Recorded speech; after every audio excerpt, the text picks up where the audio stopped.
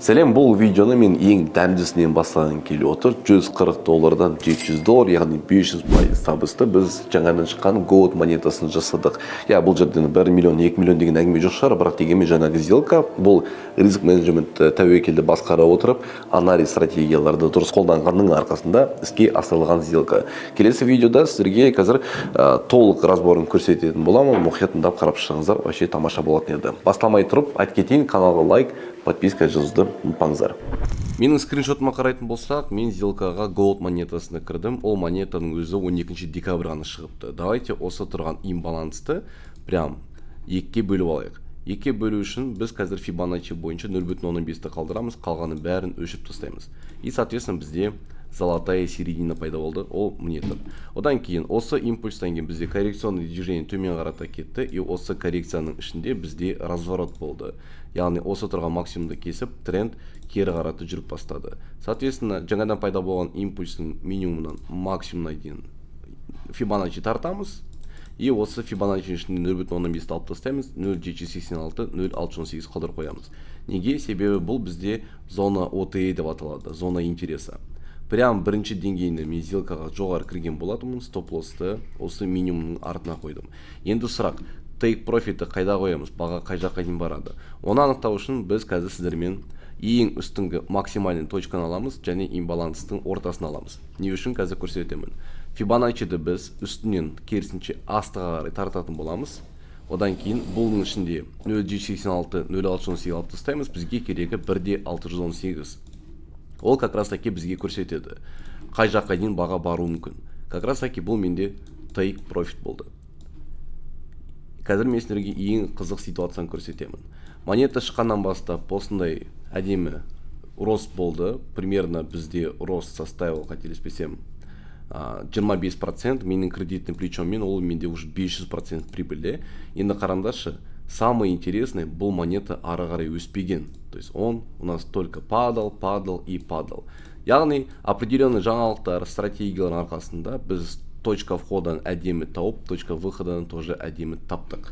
Айтпақшы, жақында бір танысымен сөйлестім, и ол мен скриншоттарыма, инстаграмда сделкаларыма қарап сұрақ қойды. Жәке, шынымен де бір күннің ішінде, бір аптаның ішінде осындай табысқа шығуға бола ма дейді. Енді ішінен күліп былай ойладым. Біріншіден, ол сұрақта маған ол бірінші рет қойып тұрған жоқ. Ол сұраққа дейін қанша рет қойылды ол сұрақ. Екіншіден, көптеген адамдар ойланып отырған кезде басқалар ақша табуда. Дегенмен бұл көптеген адамдардың мәселесі. Олар айлар, жылдар бойы просто қарап отыра береді. Нарық дейтініміз ол күнделікті жұмыс жасап тұрған инвестициялық жүйе. Ол жақта мүмкіншіліктер күнделікті берілді. Баға өсіп жатыр, волатильность артуда.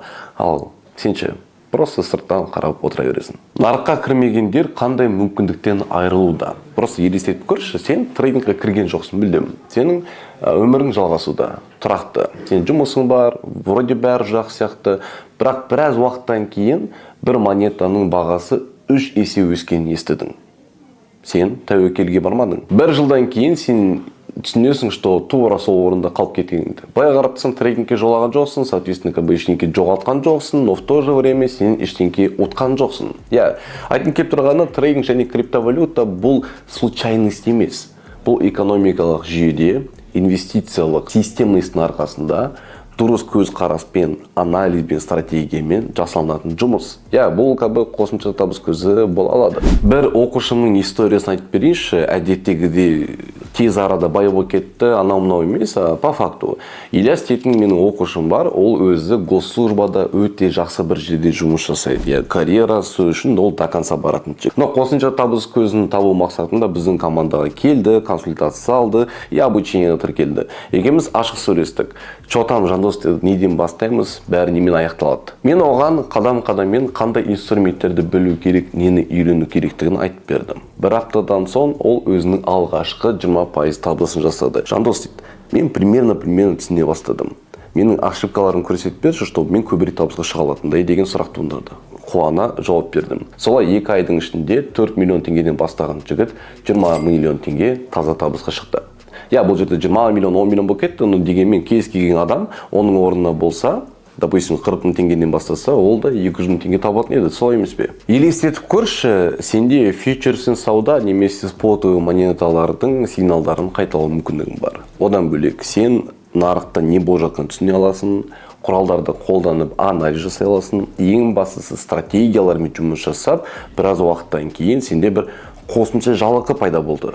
Системностың арқасында қадам-қадаммен сен өз депозитіңді өсіресің. Біраз уақыттан кейін тапқан табысыңның бір бөлігін консервативті активке бөліп бастадың. Яғни сенің ақшаң жан-жаққа таралып жатыр, и әрқайсысы по-своему саған жұмыс жасауда. Күшті емес пе? Түсінемін, көптеген адамдар көп уақыт жұмысқа кетіргісі келмейді, бастығына тәуелді немесе офисқа байланғысы келмейді, сол үшін онлайн салада табыс көзін іздеуде. Яғни соған орай біздің команда обучение және жабық клуб ашты. Мұнда велосипед ойлап шығарудың қажеті жоқ. Сені мынандай нәрселер күтіп тұр. Біріншіден оқыту бейнелері, яғни қысқа әрі түсінікті видео сабақтар. Ол жерде жаңағы биржаларда қалай жұмыс жасау керек, нені білу керек, барлығы айтылған. Екіншіден аналитика және сигналдар. Өзің ойлашы, біз саған анализ құралдарын просто үйретіп қана қоймай, практика жүзінде сопровождение беретін боламыз. Одан бөлек сен біздің сделкаларды қайталап отырып, табысқа шығатын мүмкіндігің бар. Үшіншіден, ол чаттағы қолдау. Егер түсінбей жатсаң, қиналып жатсаң, сұрақ қою арқылы әртүрлі эксперттерден сен жауап алып, өзіңнің біліміңді арттырасың. Төртіншіден, ол қауымдастық.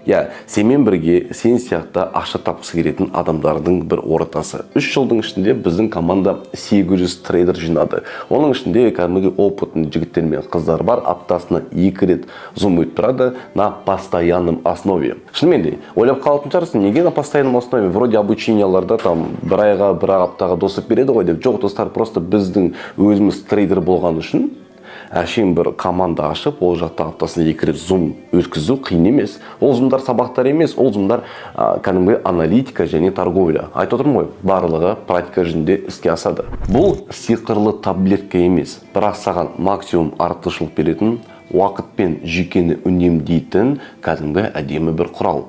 Барлығы оңай форматта жасалынған. Мен түсінемін, бұл саланы басқа кету үшін адамдарда кішігірім сұрақтар пайда болады. Біріншісі, ол уақыттың жетіспеушілігі дейді. Негізінен келетін болсақ, бұл салада 1 сағаттан артық астам уақыт жұмыс жасау мүмкін емес. Сен барлық активтерге полный анализ жүргізесің, будильниктерді қойып кетесің, и стратегияның іске асқанын күтесің. Бітті осымен. Екінші момент, ақшаны жоғалтудан қорқу. Я түсінемін, что кез келген бастапқыда ақша жоғалтуға болады. Тіпті бизнес ашсаң, гарантия жоқ, что ол бизнес саған күшті бір табыс әкеледі. Но айтқым келіп тұрғаны, егер де сен жаңағы риск пен капиталды дұрыс управлять етуді үйреніп алсаң, оның өзінің бір стратегиясы, риск менеджменттің өзінің бір энциклопедиясы бар. Соны меңгеріп алсаң, стоп-лосстар дұрыс қою арқылы сен ақшаны айырылмайсың. Прикинь, сен сделкаға 10 мың теңгемен кірдің, и стоп-лосстың арқасында 2 мың теңге ғана жоғалтасың, 8 мың теңге өз шотыңа қайтып келеді. Үшінші момент, қиын күрделі дейді. Достар, давайте честно, бұл финансовый инструмент, бұл салада $1 миллион бар. Әрине бастапқы этапта бір қиыншылықтар болады. Но біздің мүмкіндігіміз, жаңағы біздің отзывтар не жайлы айтады? Біздің сабақтарымыздың жеңіл, оңай, қазақтың қарапайым сөзінде түсіндірілген жайлы айтады. Өздерің ойлаңдаршы, 1000 шақты адамның ішінде қаншама адам көлік, квартира, шетелге шығып жатыр. Қалай ойлайсыздар, бұның бәрі ненің арқасы? Бұның бәрі біздің просто түсіндіру қабілетіміздің жақсының арқасы, олай айтатын болса. И төртінші момент, бұл жұмыс жасамайды, бұл жерде ештеңе шықпайды деп қорқыныш. Достар, пока не попробуйте, не поймете, не так ли? Так что попробуйте. Осы жерде сұрақ туындайды. Біз все-таки көреміз бұл салада жұмыс жасап, или тағы да бірнеше ай, бірнеше жыл бойы осындай керемет мүмкіндікті өткізіп отыра береміз бе деп. Достар, трейдингтен өміріңізден ешқашан кетпейді. Біздің өміріміз ол тікелей онымен байланысты. Өйткені трейдингті үйренген адам ол экономиканы түсінеді деген сөз. Сондықтан біздің клубқа, біздің обученияға сіздер қатыссаңыздар болады, бірақ айт кетейін, біз барлық адамдарды ала бермейміз. Арнайы собеседование арқылы біз осы 2025-те тек осознанный адамдармен жұмыс жасағымыз келеді, чтобы ертең бір паника алмайтындай, ешне раз қиналып кетпейтіндей. Енді егер де сен бұл мүмкіндікті өткізбей, давай, жандос, мен сен жұмыс жасауға дайын дейтін болсаңдар, осы видеоның астына тұрған сілтеме арқылы өтіп, біздің менеджерға кері байланыс беріп шығыңыздар. Біз сіздерге консультация беріп, барлық необходимый материалдарды беріп көмектесетін боламыз. Видеоны соңынан көргендеріңізге үлкен рахмет. Тағы қайталап өтейін достар, осы 2025 бұл криптовалюталардың қарқынды өсетін кезеңі, бұл валюта рынокта қысқа мерзімді сауда арқылы жақсы ақша табатын кезең. Әр айдың бірінші пятницасы ол бізде нон-фарм болайын деп отыр. Енді ол дейтін просто хорошая возможность заработать с помощью хеджирования дейікші, орысша айтатын болсақ. Просто тіркеліңдер, жазыңдар, ары қарата көре жатасыңдар. Барлықтарыңызға сәттілік, рахмет.